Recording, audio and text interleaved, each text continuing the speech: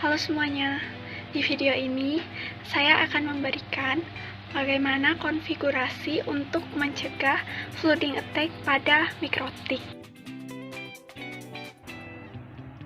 Nah, flooding attack ini terjadi dikarenakan router mikrotik kalian menggunakan IP public atau port 8080. Untuk web proxy internalnya di-enable.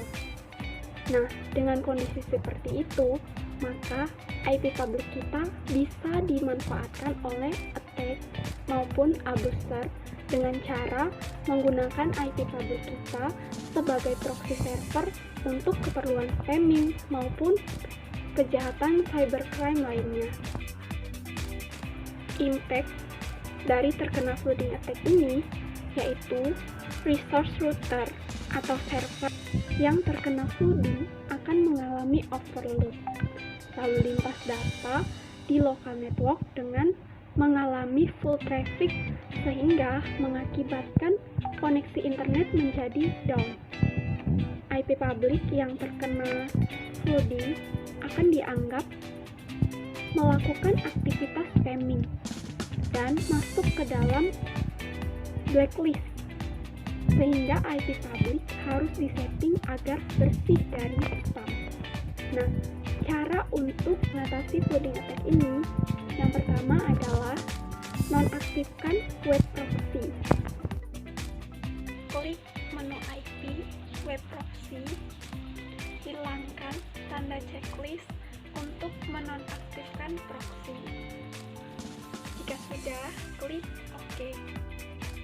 Selanjutnya, konfigurasi firewall.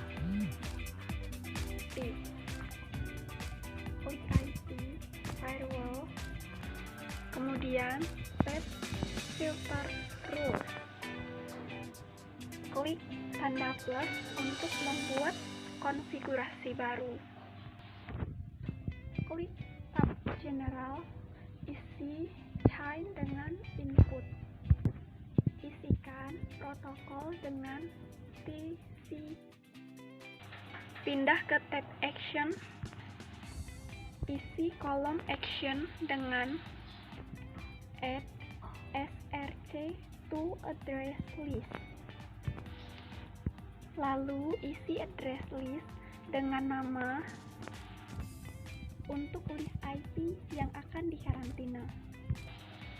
Setting lama waktu di karantina di kolom timeout 14D, itu sama dengan 14. Selanjutnya, konfigurasi firewall. Blok IP yang dikarantina. Tambahkan konfigurasi baru di tab general. Di kolom in interface, pilih interface yang terhubung dengan internet.